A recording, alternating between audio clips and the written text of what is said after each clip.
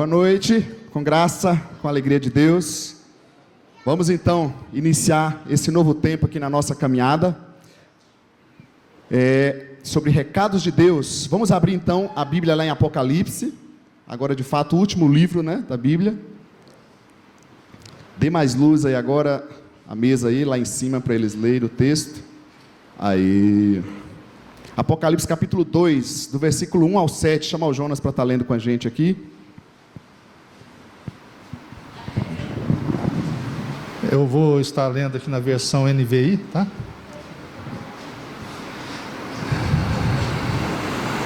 Carta à igreja de Éfeso. Ao anjo da igreja em Éfeso, escreva: estas são as palavras daquele que tem as 7 estrelas em sua mão direita e anda entre os 7 candelabros de ouro.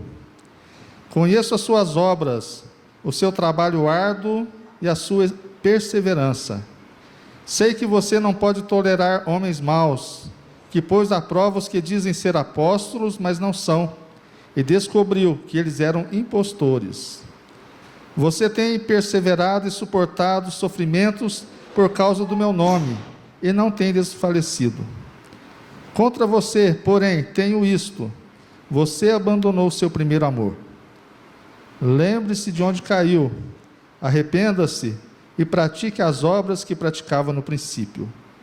Se não se arrepender, virei a você e tirarei o seu candelabro do lugar dele. Mas há uma coisa a seu favor: você odeia as práticas dos nicolaítas, como eu também as odeio. Aquele que tem ouvidos, ouça o que o Espírito diz às igrejas.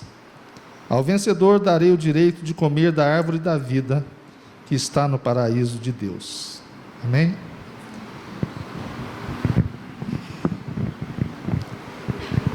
Algumas particularidades desse texto que a gente está lendo, aqui no Apocalipse. Essas 7 igrejas, as 7 igrejas da Ásia, dessa região, onde Deus usa ali o apóstolo João para escrever, elas existiam de fato, as igrejas históricas naquele lugar, mas essas igrejas estão representando a totalidade da igreja cristã, no mundo, a igreja de Cristo no mundo. Então é um recado de Deus, não somente a essas 7 igrejas históricas, nesse momento da história, mas representa a totalidade, características da igreja de Deus pelo mundo afora. Então nós vamos ver em cada um desses recados que Deus traz considerações a essas igrejas, e mesmo nós hoje fazemos parte desse recado do Senhor. Nós, como igreja do Senhor, coletivamente, individualmente, Deus tem algo para nos mostrar através desses textos. Primeira coisa então, essa representação da totalidade. Outra coisa interessante da carta escrita a Éfeso, que Éfeso era uma grande cidade, uma cidade portuária. Por isso que João está na ilha de Patmos, numa ilha dessa cidade, uma cidade com muito movimento, com um porto de exportação, importação, uma cidade que era o centro religioso, era uma grande cidade, uma Campinas, uma São Paulo, uma cidade muito desenvolvida, e a igreja ali também tinha desenvolvido muito, era uma igreja que avançava, que desbravava o reino de Deus afora. Nós estamos aqui nos 100 primeiros anos, depois de Cristo, e a igreja vinha assim, arrebentando, como diz o texto, as portas do inferno. A igreja estava avançando. É um recado para pessoas que estão avançando. Uma cidade grande e uma igreja grande que estava indo sempre à frente. Hoje seria a Turquia atual que nós temos. Outra informação que eu trago nessa introdução, da gente observar, quando fala sobre o Cristo se apresenta como aquele que tem as 7 estrelas na sua mão, e anda entre os 7 candelabros. Essas 7 estrelas são 7 anjos de Deus em cada igreja. Tem pessoas, tradicionalmente, isso tem sido mais interpretado como os próprios pastores, mas a outra interpretação é que seja os anjos mesmo de Deus, que Deus estão a serviço de Deus, a cuidado de cada igreja, em cada região. Deus tem um servo, um anjo, um ministro dele, que está servindo as igrejas. Eu particularmente prefiro essa colocação. Isso mostra o quê? Que tanto o anjo de Deus, que está a serviço dele, para cuidar da igreja de Deus, quanto a igreja local, os líderes, os pastores, nós estamos todos nas mãos do Senhor. Isso representa cuidado de Deus. Deus está cuidando da igreja. Então, o Cristo se apresenta como um Deus que está cuidando da sua igreja, e também diz que ele está presente andando entre os 7 candelabros, entre as 7 igrejas. Deus não é um Deus ausente, ele se apresenta como um Deus presente na nossa vida. Então, para essa igreja que está avançando, para essa igreja que desbravadora, se podemos resumir num pensamento, o que Deus deixaria para essa comunidade, para esse cristão, para esse povo que avança, que está servindo a Deus, eu resumiria nesse seguinte pensamento. Coloca para nós: não importa o quanto vocês avancem, não importa o quanto vocês avancem, nunca esqueçam que sou eu que os sustento. Se a gente puder resumir, eu resumiria nesse pensamento. Nós estamos falando de uma igreja guerreira, trabalhadora, de uma igreja que está vindo à frente. E Deus diz para eles: olha, não importa o quanto vocês avancem, se lembre de uma coisa, nunca esqueça que eu sou o sustentador de vocês. Eu sou o que mantém vocês em pé. Eu sou aquele que faço vocês perseverar e progredir. Então, queridos, olhando para as considerações que Deus traz para essa igreja e aplicando para as nossas vidas. Primeira consideração, no versículo 2, Deus vai falar que Ele conhece as nossas obras. Eu vou chamar aqui de trabalho. Era uma igreja que estava avançando, uma igreja trabalhadora. Primeira consideração de Deus, Ele está dizendo: olha, o trabalho de vocês me emociona, eu admiro demais o que vocês estão fazendo, a força de vontade de vocês me empolga, gente. Deus olha para o povo e diz assim: olha, estou admirado. É bom você estar na empresa, e chega, principalmente quando chega fim de ano, aqueles momentos de avaliação, e você tem um feedback positivo, é bom, não é? Principalmente quando entra um bônus, né? Uma promoção, um salário a mais, não é assim? Isso é maravilhoso. Agora, você ter um feedback positivo, redondinho, do próprio Criador, é maravilha. Olha, admiro o que vocês estão fazendo, vocês são demais. Gente guerreira e trabalhador. O trabalho aqui em Éfeso começou com aquele casal chamado Priscila e Áquila. Não precisa abrir, mas temos aqui. Passa mais um. Passa mais. Atos 18, nós vimos que chegaram a Éfeso, onde Paulo deixou Priscila e Áquila. Provavelmente esse trabalho ali foi iniciado com esse casal, muito guerreiro. E esse trabalho, queridos, o evangelho ali só avançava a cada vez mais. Nós podemos observar então, nesse trabalho deles, como nós falamos, que esse trabalho é um trabalho conhecido de Deus. Muitas vezes nós pensamos que Deus é um Deus distante, que Deus não vê o quanto a gente se esforça ensaiando para cantar no louvor, que Deus não vê o quanto a gente se esforça preparando os estudos, que Deus não vê o quanto a gente se esforça para ficar na recepção, cuidando da diaconia, enfim, o nosso serviço. Mas Deus chega para o povo dizendo: eu conheço o trabalho de vocês, eu conheço o quanto vocês têm se esforçado. E olha a avaliação que Deus faz. Ele diz que o vosso trabalho, essa obra, não somente aquele serviço que nós estamos fazendo, mas todo o nosso comportamento cristão, toda a nossa vida cristã, toda a nossa dedicação cristã na presença de Deus. Isso então nós temos que lembrar de um seguinte: em primeiro lugar, Deus é um Deus onisciente. Tem uma teoria que diz assim, que é chamada deísmo, que eles pensam que Deus criou o mundo como se fosse um relógio, colocou lá a pilha e deixa o relógio funcionando, e Deus não está nem aí com o mundo. Mas nós não cremos dessa forma. Nós cremos que Deus é um Deus ativo na sua criação. Ele não entra e ele não mexe naquilo que Ele delegou à humanidade. Por isso que muitas vezes nós olhamos: mas como tem tanto problema nesse mundo, onde está Deus? Deus continua sendo soberano, onisciente, conhecedor das nossas vidas e dos nossos trabalhos.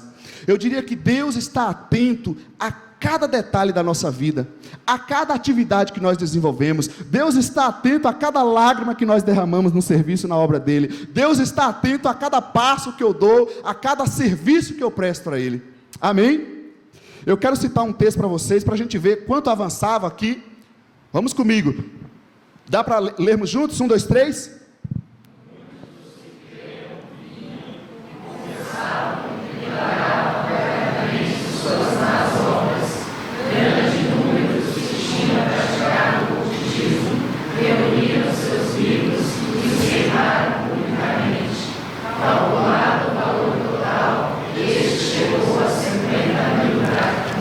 Olha, foi em Éfeso que era um centro religioso. Muitas vezes você pensa, esse lugar não tem jeito, é muito idólatra, o povo está tomado por idolatria. Eles não pensaram assim: aqui a gente vai avançar, o evangelho vai alcançar muitas pessoas, e foi isso que aconteceu ali. A igreja de Éfeso era uma igreja trabalhadora, desbravadora, pessoas que vinham de ocultismo, de todas as coisas, de todo tipo de religiosidade. O evangelho de Cristo, a presença de Deus chegou na vida deles, e eles abandonaram todas aquelas religiosidades e diz: não, o Salvador é Cristo, o Salvador é o Senhor Jesus, e eles se renderam ao Senhor. Aquele lugar se tornou o centro do cristianismo, o centro dos seguidores de Cristo. Isso agrada a Deus. Olha só, mais observações que a gente pode ver sobre a avaliação que Deus faz. Um trabalho bem avaliado por Deus. Como Deus avalia o trabalho deles? Deus fala que o trabalho é um trabalho árduo. Está aí na sua Bíblia. Ou seja, eles trabalhavam até a exaustão. Quantas vezes nós iniciamos o ano com aquela empolgação: eu vou fazer isso, vou fazer aquilo. Olha, esse ano, Deus, a gente faz aquelas promessas de fim de ano. Esse ano eu vou ser um marido melhor, hein, noção? Esse ano eu vou ser um marido melhor, um pai melhor, eu vou ajudar naquela célula, naquele ministério na igreja. Só que durante a correria do ano, você sabe como é que é? Acontecem problemas, dificuldades, e a gente vai cansando. Isso não acontecia aqui em Éfeso. Era um povo que trabalhava, e trabalhava duro, um trabalho árduo. Eles não chegavam à exaustão, eles se davam a Deus completamente. E Deus continuava abençoando a vida deles. Muitas vezes nós pensamos que servir a Deus, que trabalhar para Deus nos prejudica. Gente, é exatamente o contrário. Tudo que nós fazemos para Deus, se nós somos o canal, eu creio que nós somos os primeiros abençoados. Deus nos abençoa antes para que nós possamos ser usados. A não ser que nós estamos tentando servir da forma errada. Aí não. Mas se de fato estou me colocando na presença de Deus, eu serei o primeiro abençoado para o que eu possa oferecer a bênção de Deus. Deus então avalia como um trabalho árduo. Outra observação, ele diz que o vosso trabalho é perseverante. A perseverança é a resistência que nós precisamos ter em meio às dificuldades, em meio aos momentos difíceis, naqueles momentos que dá desânimo, naquele momento que você prepara tudo, está trabalhando, preparou a casa para a célula, aí o pessoal não foi e nem avisou como está lá no acordo, aí a gente fica desanimado: eu não aguento mais, eu não vou fazer mais nada, não é verdade? Mas querido, Deus está falando para eles: o vosso trabalho é perseverante, vocês são resistentes. Já pensou, Gisele? Você ouviu um feedback desse do próprio Criador? Me admira a perseverança que vocês têm. É Deus falando para o seu povo. Olha mais, eu diria que esse é um trabalho. Por que eles se dedicavam tanto ao Senhor? Porque aquele que é servido por Deus, ele serve a Deus como resposta. O trabalho deles foi um trabalho como resposta do trabalho de Cristo por eles. Aquele que é muito servido, ele vai servir. Jesus veio para servir e dar a sua vida o resgate de muitos. O serviço a Deus, ele vem nesse sentido. Então eu diria que o trabalho deles, a igreja era agradável a Deus, porque era uma igreja trabalhadora. Queremos agradar a Deus? Sim ou não? Sirva a Deus. Trabalhe para Deus. E como é trabalhar para Deus? Ofereça a sua vida. Nós acabamos de cantar. Uma vida correta na presença de Deus. Falhou, está vacilando: Senhor, eu não quero isso, eu quero viver a sua vontade, eu quero ser um jovem, um adulto diferente, que vive a vontade do Rei para a minha vida. Aqueles dias que dá desânimo, que dá vontade de chutar o balde: Senhor, eis-me aqui, eu me consagro novamente à tua obra. Eu quero gastar a minha juventude, eu quero gastar a minha velhice, eu quero gastar o meu casamento para te servir. Quer agradar a Deus? Trabalhe para Deus. Eles conheciam muito bem esse texto aqui, ó. Coloca mais um.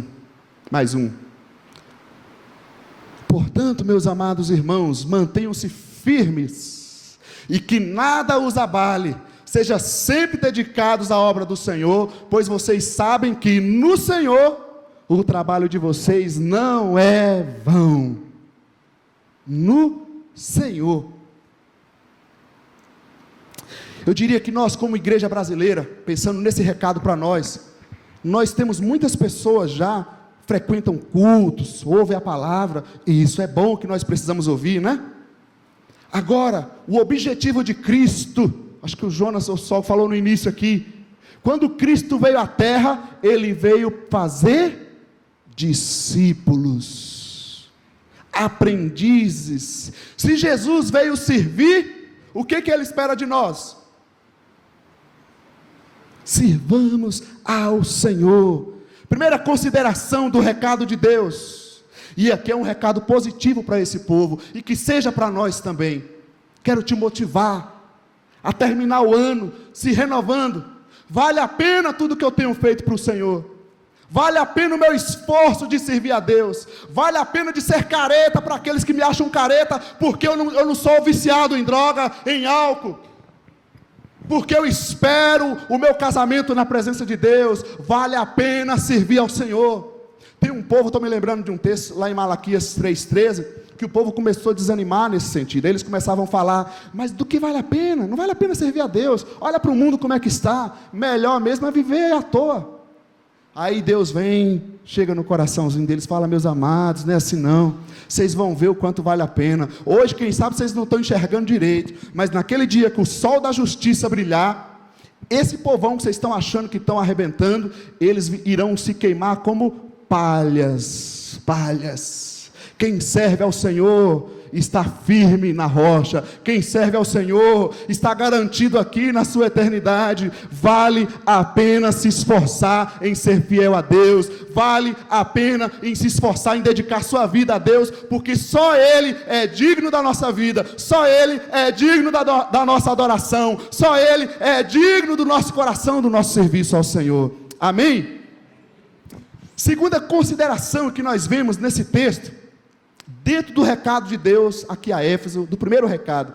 Primeira consideração então, o trabalho. A segunda consideração no versículo 2 e 6, uma consideração interessante também, gente, se você olhar os dias atuais que vivemos. Deus falou primeiro de trabalho, a segunda consideração de Deus é sobre a doutrina.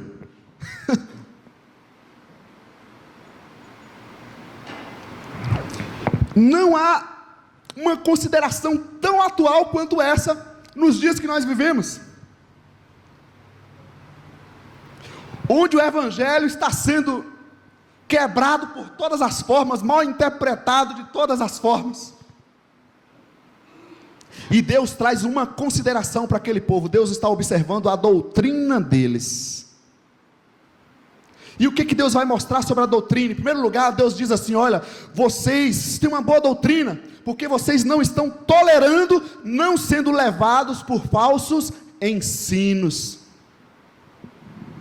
É a boa doutrina, o bom ensino da palavra, que vai nos fazer ficar firmes. Como é que Jesus venceu a tentação? Vocês se lembram? Está escrito, eu conheço o que está escrito. A função do mundo, do maligno, da nossa fragilidade, muitas vezes, é distorcer a Escritura Sagrada. E quando eu distorço a Escritura, pode ter certeza que eu vou ser vencido facilmente. Deus faz uma consideração para aquele povo, que eu acho que é uma consideração muito atual para os nossos dias. Onde está a vossa doutrina? Que ensino é esse que está sendo pregado nas minhas igrejas? E aqui está dizendo, vocês não toleram falsos mestres, falsos ensinos. Outra observação, diz o texto que eles colocavam à prova o ensino dessas pessoas com a Escritura. Você pode imaginar, nós estamos aqui, hoje nós não temos os apóstolos, mas chega uma pessoa aqui, se intitula pastor, bispo, sei lá, qualquer coisa, semideus, que agora tem várias coisas, né? E aí ele chega aqui e diz, olha, Deus está me revelando, está mostrando que é isso, que é aquilo, e a gente fica todo balançado, porque essas coisas mexem, tremem com a gente, né? Você lê o texto bíblico, a gente fica frio, mas você fala, Deus está mostrando, a pessoa já arrepia. Esse povo entrava dentro das igrejas, tentando iludir aquelas comunidades. E diz o texto bíblico que eles não toleravam e que eles estavam colocando à prova. Nós precisamos provar, experimentar. A Bíblia diz que inclusive as profecias nós precisamos julgar, avaliar. Não podemos ser levados por falsos ensinos. A boa doutrina deles, gente, levava eles a vencer esses falsos ensinos internos para avançar. Isso aqui me chama a atenção, porque muitas vezes nós pensamos que o que está nos impedindo, o que está nos atrapalhando de vencer na vida espiritual é o diabo, é o mundo, são as coisas lá fora. Só que aqui nós vemos que o que pode nos travar, nos impedir, são os ensinos e visões erradas aqui dentro, no nosso meio. E eles não estavam sendo travados, porque eles tinham um ensino correto. Era um povo que tinha a escritura na ponta da língua. Eu queria citar 2 exemplos, que eu sempre cito alguns assim mais atuais.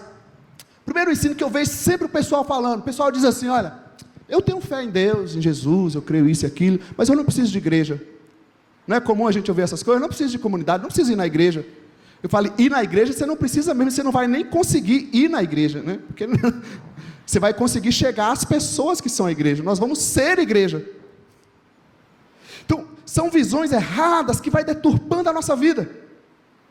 Aí você já está meio desanimado, acontece um problema, aí você vai se isolando, vai se isolando, vai se isolando, e como diz, a brasa é tirada da fogueira, e logo, logo, ela sozinha ali, ela vai se apagar. É uma visão errada, equivocada, um falso ensino, que tem se espalhado pelo povo de Deus. Não tem como. Se nós lembrarmos do Vida Cristã, no primeiro módulo na EBM, nós temos 4 figuras sobre a igreja ali, na aula 10, a igreja é um corpo. Eu sempre brinco, né? Vamos, esse braço seu tá bom, Luiz? Você toca, o baixo é esse mais esse, né? Tá bom o braço?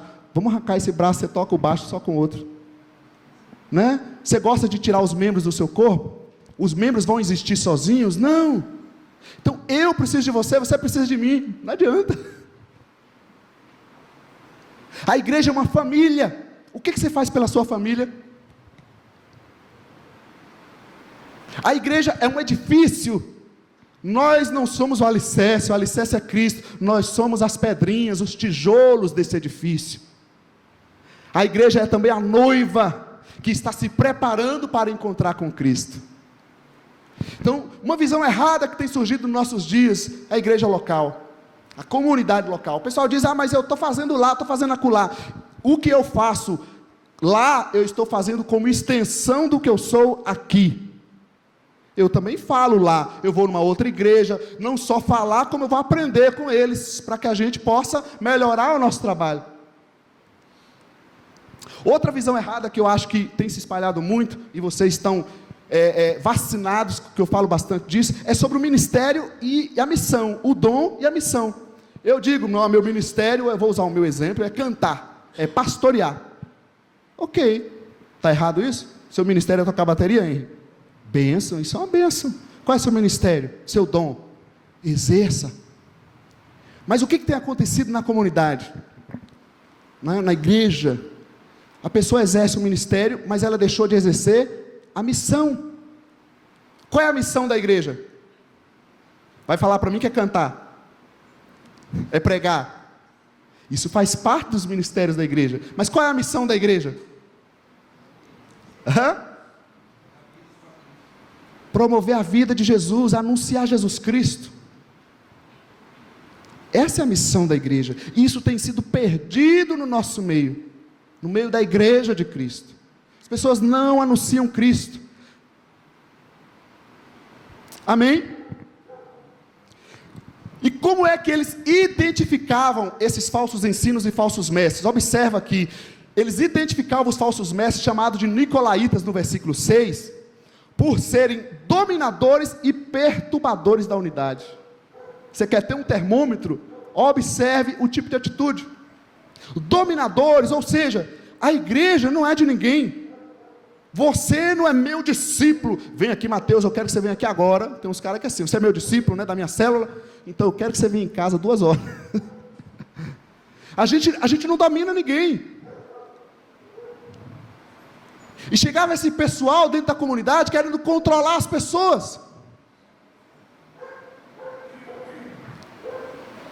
A outra observação é a perturbação da unidade, ou seja, a igreja é o corpo, vocês não estão aqui comigo, nós estamos aqui em Cristo. Eu não pertenço a vocês, vocês não pertencem a mim, nós pertencemos a Jesus. Tudo que fizermos que possa atrapalhar a unidade do corpo de Cristo, nós estamos agindo como falso mestre, um falso ensino. Você continua aí, sim ou não? Amém? Vamos observar mais um detalhe sobre a doutrina.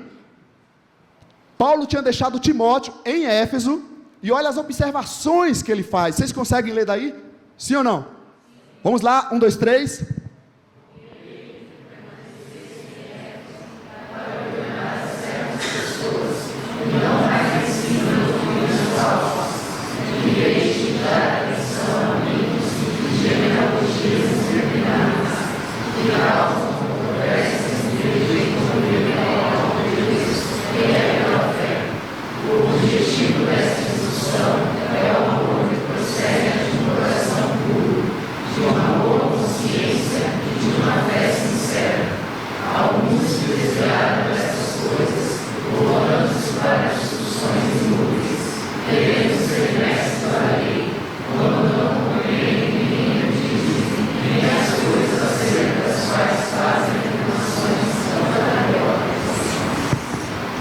Gente que não aprendeu nem o beabá da escritura e está querendo inventar mitologias, genealogias, discussões inúteis.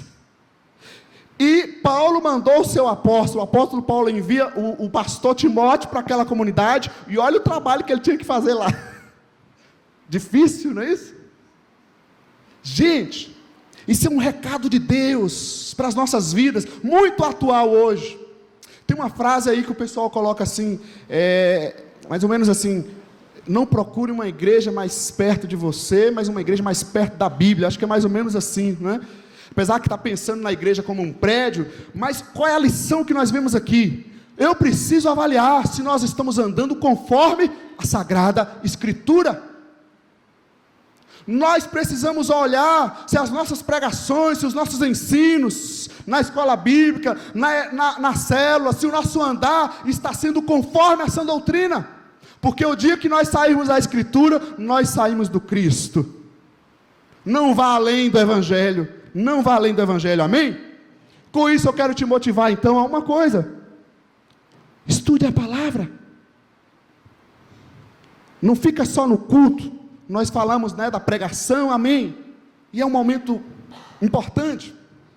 Nós temos a prática na célula, mas nós também temos a EBM, a nossa escola ministerial, onde você tem um currículo para você aprender e saber, para não ser levado por outros. É o nosso seminário capacitador para que a gente cresça na fé. Então, de acordo com o teu tempo, eu te motivo a fazer isso. Invista na palavra de Deus, porque você vai precisar dela. Amém? Amém, igreja? Boa consideração do Senhor. Terceira consideração: primeira foi trabalho, segunda, doutrina.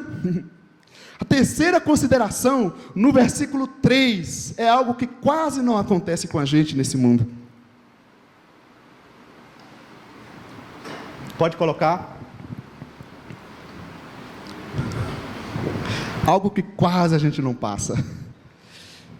Deus olha para o seu povo ali, e Ele diz: olha, eu estou vendo o sofrimento que vocês estão passando. Eu estou vendo a dor que você está passando. Eu estou vendo a luta que você está passando. Era um povo trabalhador, um povo firme na palavra de Deus, mas um povo que estava passando tribulações. E Deus não estava ausente disso. Ele está falando: eu estou vendo a luta que você está passando. E mais que isso, eu estou vendo a forma que você está passando. O texto diz que eles estavam perseverando nas tribulações. Enfrentar sofrimento, gente, só podemos enfrentar se tivermos perseverança. A perseverança é essa resistência. Cada luta que eu e você passamos, nós amadurecemos, nos fortalecemos para enfrentar mais problemas que teremos nessa vida. Deus não está distante, Ele conhece cada dificuldade, e Ele tem um interesse grande em fazer com que nós nos tornemos perseverantes, resistentes, firmes. É como uma criança. Eu gosto muito de olhar o exemplo da criança. A gente vê os nossos filhos crescerem, os vossos filhos, e você não quer ver que essa criança não amadureça. Primeira vez que ela vai para a escolinha, ela estava só em casa com papai e mamãe, fazendo carinho, mimando. Aí ela vai para a escolinha, vem o amiguinho e morde o braço dele, não é assim? E você fica, ai meu Deus, o que ele está fazendo com o meu filho? Ele vai aprender a lidar com essa situação, pode ter certeza. O papai e a mamãe que muitas vezes não aprende. E Deus é assim também conosco. Ele não está ausente, Ele não está ignorando o que nós estamos passando, mas Ele está vendo se nós estamos crescendo, se a gente está aprendendo a se tornar perseverante nessa dificuldade. Amém, gente? Enfrentar com perseverança, essa resistência, e eu diria mais, a perseverança é um sinal da fé verdadeira. Muitas vezes nós pensamos, quando nós estamos passando por luta, que a nossa fé é fraca, não é assim? Mas na verdade, quando você está sendo perseverante, quanto tempo você está enfrentando essa luta? Isso mostra o quanto você é forte, porque você está resistindo, perseverando. Estava conversando com uma pessoa há outro tempo, e observei exatamente esse detalhe, onde assim, o tempo se passa e aquela luta fica, e muitas vezes parece que nós somos fracos, que a coisa não acontece, que Deus não está conosco. Na verdade isso mostra o quanto nós somos perseverantes no Senhor, resistentes no Senhor, que nada nos abala. Isso é ser inabalável. Olha, eu quero deixar aqui mais uma observação. A causa que eles estavam perseverando, o texto diz que era por causa do nome do Senhor. Se eu quero perseverar, se eu quero vencer o sofrimento, deixa o trono de Deus estar no seu coração, deixa o nome de Deus ser o centro da sua vida. No momento que nós perdermos esse centro, nós iremos nos abalar. A pedra fundamental da nossa vida, da nossa família, da nossa caminhada, tem que ser o nome de Jesus, tem que ser o nome do Cristo. Eles perseveravam por causa do nome. Eles enfrentavam perseguições religiosas. O imperador Nero estava atacando as pessoas. Eles enfrentaram problemas internos com falsos ensinos, mas eles estavam ali perseverando. Olha esse texto aqui que o apóstolo Paulo já tinha indicado para eles. Pode passar mais um. Sei que antes, lá na cidade de Éfeso, o apóstolo Paulo, quando ele ia embora, ele deixou esse recado para eles. Sei que depois da minha partida, lobos ferozes penetrarão no meio de vocês, e não pouparão o rebanho. E dentre vocês mesmos se levantarão homens que torcerão a verdade, a fim de atrair os discípulos. Mais uma observação sobre o sofrimento. As lutas nos fazem pensar muitas vezes que Deus não está conosco. Mas eu diria para você e para mim, que é exatamente nesse momento de luta que nós vamos perceber o quanto Deus está conosco. A gente pensa no meio da luta que Deus não está conosco, mas é exatamente na luta, na dificuldade, que você e eu iremos aprender, perceber o quanto Deus está conosco. Cada um de vocês pode passar um filminho na sua cabeça, as lutas que você já enfrentou, ou quem sabe está enfrentando. Quando nós caminhamos pelo deserto, o dia é aquele sol tremendo, a noite é aquele frio tremendo, mas sabe o que acontece? De dia, a nuvem de Deus está ali nos protegendo, nos guardando. De noite, a nuvem de Deus está ali nos aquecendo, nos fortalecendo. É no deserto que acontecem os maiores milagres na história, gente. É no meio da luta que nós experimentamos a bênção, o milagre de Deus, a graça de Deus. Quando não há problema, Deus não tem que fazer nada. Mas é no meio do sofrimento, do problema, que Deus vai agir na nossa vida. Então, algumas observações para nós ainda sobre o sofrimento. Passa mais um, querido. De fato, todos os que desejam viver piedosamente em Cristo serão perseguidos. Poderia lembrar de João 16:33, no mundo vocês terão aflições. E o povo está dizendo com um ensino errado, não, pare de sofrer, não tem problema, mas tenha bom ânimo, eu venci o mundo e vocês vão vencer também. Outra observação, considero, e eu gosto muito desse texto, Romanos 8:18, considero que os nossos sofrimentos atuais nessa vida não podem ser comparados com a glória que há de ser revelada em nós. Se nós perdermos isso aqui, a gente perde a estribeira, a gente perde o rumo. A gente perde o rumo da glória, o alvo da nossa vida. Considero que as lutas que eu passo aqui não podem, no mínimo sequer, ser comparada à glória que há de ser revelada em mim e que já revelou porque eu já estou em Cristo e há de se completar no dia da sua vinda. Então o que é que nós precisamos fazer? Precisamos lembrar daqueles dois detalhes, de que forma o Cristo se apresentou, dando o recado. Ele se apresenta como um Deus presente, que anda no meio da igreja. Queria dizer para você, querido, para mim, nós precisamos lembrar disso.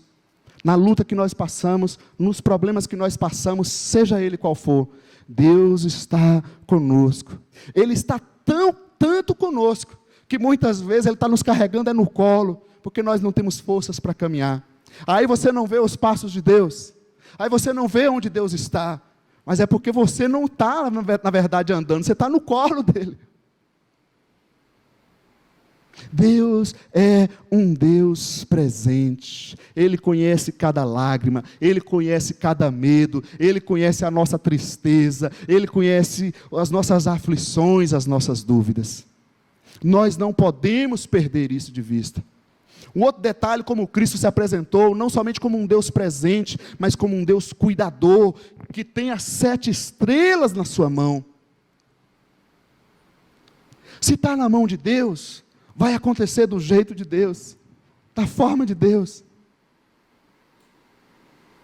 Quem sabe, isso aqui tem um detalhe, nós sofremos mais, porque em vez de nós ficarmos ali na presença de Deus, nós queremos fugir do problema, e aí nós saímos, só que a presença de Deus está lá conosco no meio da luta, e nós queremos fugir da luta, deixamos Deus de lado e ficamos aqui com o nosso problema, impactando a nossa cabeça. Deus está aqui nos segurando na mão dEle, com o nosso problema, mas o problema mexe tanto com a gente, que a gente quer fugir do problema, a gente sai do problema, só que aí tem outro problema que a gente sai da mão dEle, e a gente fala, Deus não está comigo, Ele está. Eu é que estou fugindo tanto da minha vida, dos meus problemas, que eu saí da presença de Deus. Nós precisamos voltar a dobrar o nosso joelho, voltar a esperar, a perseverar, descansar, sabendo que Ele é o dono da nossa vida, da nossa história, de cada dia na nossa história, Ele é o dono. Amém? Quarta consideração e última, que Deus faz a essa igreja.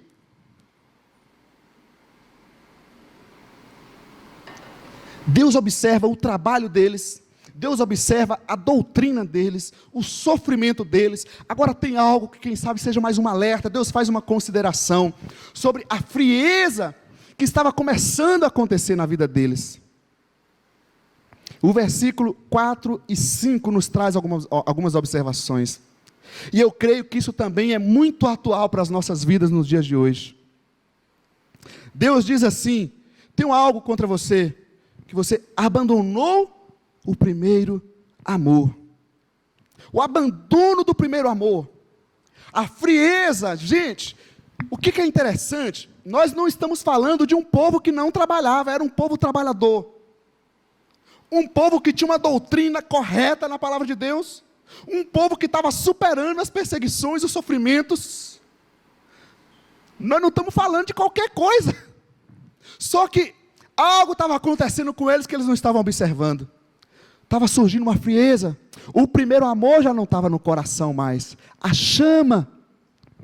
Então eu diria para nós, atente-se, quando o nosso serviço, ou a nossa vida cristã, vai perdendo aquela chama, aquela vida, aquela alegria. Davi orou assim, né? Senhor, restaura a alegria da minha salvação. Isso é uma observação perigosa para nós. Quando essa alegria some do coração, nós já não somos mais aquele homem, aquela mulher, aquele jovem, aquele adolescente, empolgado na presença de Deus. Até fazemos, mas a chama não existe mais. Isso significa que logo logo a gente vai se afastar. Logo logo a gente não vai aguentar tocar em frente mais. Se a chama apagar, a gente não vai resistir mais. E Deus chama a atenção do seu povo ali: vocês abandonaram o primeiro amor. E Ele diz mais: lembrem de onde vocês caíram. Eu diria, nós não podemos ter medo de nos avaliar, olhar a nossa vida, o nosso passado. A gente tem que parar e pensar, quem sabe muitas vezes fazer aquela oração do salmista no Salmo 136, né? Deus, sonda meu coração, vê se há algo de mal. Quem sabe eu não estou vendo, Pai.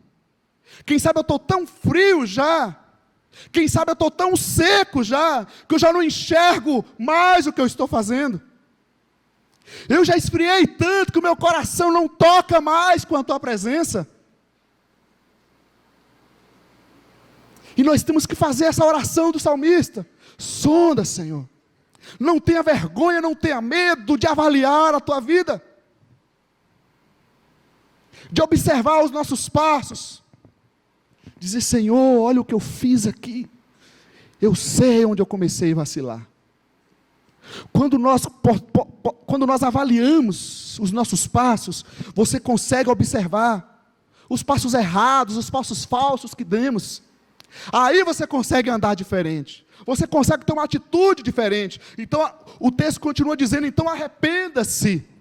Não se chega ao arrependimento antes de ter uma consciência que nós abandonamos o primeiro amor, antes de nós termos a consciência de onde foi que nós caímos, onde foi que nós erramos. Aqui sim nós poderemos nos arrepender. E arrependimento é o quê? Não é um sentimento, é mudar de atitude, praticar as primeiras obras que nós fazíamos. Se tem uma oração que a gente precisa fazer muito, é essa: Senhor, renova meu coração, faz de novo a tua chuva regar esse coração que muitas vezes está seco, cansado da vida. É tanto problema que a gente tem nessa vida, é tanta dificuldade, tanta luta, que muitas vezes eu não sei como é que a gente está superando. E quem sabe isso mostra tantos problemas emocionais que têm surgido na nossa história, na nossa vida. A gente precisa voltar para o Senhor e dizer: Pai, eu quero me arrepender, eu quero me voltar à sua presença, porque eu estou estragando a minha vida, não tenho mais esperança, não estou sendo motivado nos meus estudos, no meu trabalho, na minha família, na minha vida cristã. Algo se apagou dentro de mim. Eu sei que dessa forma eu não vou conseguir continuar. Lembremos de onde caímos. Arrependimento não é vergonha. Eu penso no arrependimento como coragem. Aquele que tem coragem de dar o braço a torcer. Aquele que tem coragem de voltar atrás. Sim, Senhor, estou aqui. Eu volto atrás. Eu errei. Arrependimento não é coisa de gente fraca, é coisa de gente forte, de gente de fé. Arrependimento é coisa de gente que crê no Senhor. Arrependimento é coisa de gente que sabe que existe perdão no Senhor, que Ele é a nossa esperança, que Ele muda a nossa história. E aí, queridos, o texto mostra que o não arrependimento, ou o posicionamento que nós tivermos na nossa vida, ele vai trazer as suas devidas consequências.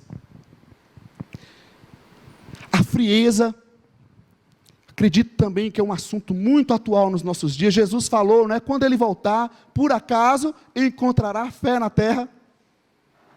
Se nós passássemos um termômetro hoje na nossa vida, na nossa caminhada pelo Senhor, de repente você diz: mas Léo, eu estou trabalhando, olha o tanto que eu estou servindo a Deus.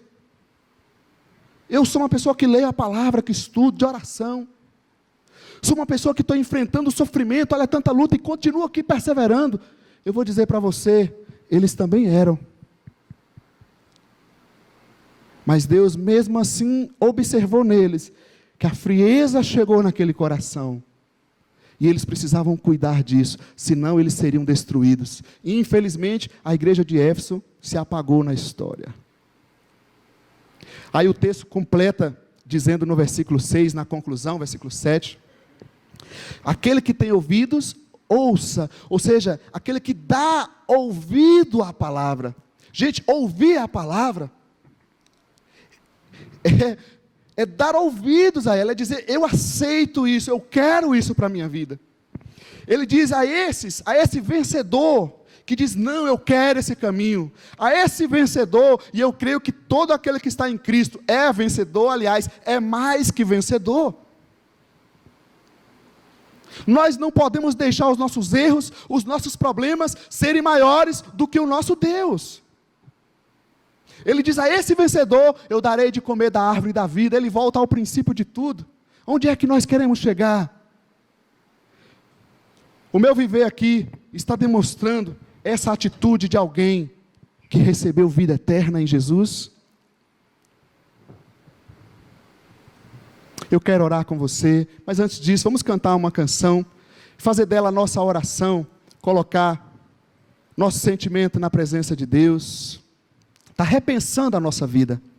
Nesse primeiro recado de Deus para nós, nessa série, Deus tem olhado o trabalho que você tem feito para Ele. Termina o teu ano bem, continua se esforçando na tua família, no teu trabalho, na igreja, continua dando o teu melhor, nos seus estudos. Deus tem olhado a doutrina que você está perseverando na palavra, Ele conhece. Deus tem olhado a luta que você tem passado, mas Ele tem um alerta para nós, a frieza que está tomando conta do nosso coração, se isso é o nosso caso, e eu acredito que todos nós estamos sujeitos a esse mal. Vamos ouvir essa canção?